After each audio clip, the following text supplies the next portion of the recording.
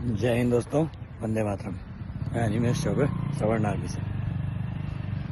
दोस्तों, जैसा कि आप सभी को पता है कि हमारे संगठन सवर्ण आर्मी ने 22 फरवरी को जंतर मंतर पर एक दिवसीय धरना प्रदर्शन किया था, जिसमें हमारी प्रमुख मांगें थी UGC roll back, UGC regulation 2026 की वापसी और SC/ST का उन्मूलन, सवर्ण आयोग का गठन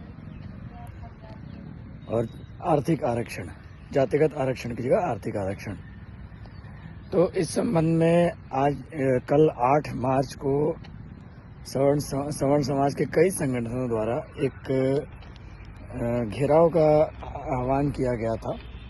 यूजीसी रेगुलेशन 2026 के विरोध में एक घेराव कार्यक्रम का आह्वान किया गया था दिल्ली में। अब इस कार्यक्रम के लिए अनेक संगठन से अनेक शीर्ष पदाधिकारी और सदस्य पहुंच रहे थे दिल्ली। सरकारें इस तरह से बौखला गई हैं, सरकारें सवर्णों की आवाज़ को इस तरह से दबाने के लिए उतर चुकी हैं कि हम कई संगठनों के शीर्ष पदाधिकारियों को, नेताओं को नज़रबंद कर लिया गया है। और इसी क्रम में हमारे संगठन के परम सम्माननीय राष्ट्रीय अध्यक्ष श्री सर्वेश पांडे जी को हाउस अरेस्ट किया गया है, नज़रबंद किया गया है। तो सवाल ये है दोस्तों कि सरकारें क्या इस तरह से दब गई हैं, सरकारें इस तरह से डर गई हैं कि अब सवर्णों की आवाज़ को दबाने के लिए उनके नेताओं को नज़रबंद किया जा रहा है।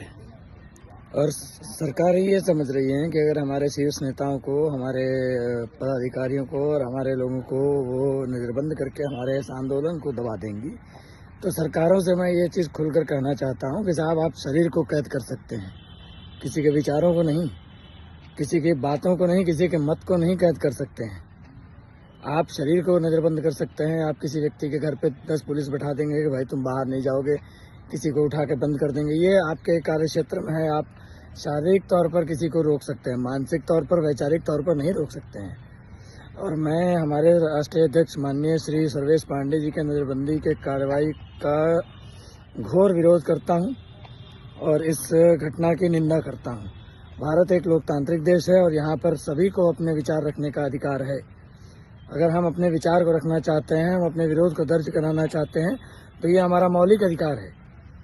और सवर्ण आर्मी या सवर्ण समाज ऐसा प्रबुद्ध वर्ग है जो बिना किसी प्रकार के डिस्टर्बेंस क्रिएट किए, बिना किसी प्रकार के मतलब जिसको आप कह सकते हैं गैर अनुशासनात्मक कार्रवाई नहीं करती है, अनुशासन में रह के अपना विरोध दर्ज कराती है सवर्ण आर्मी या सवर्ण संगठन जो भी हैं।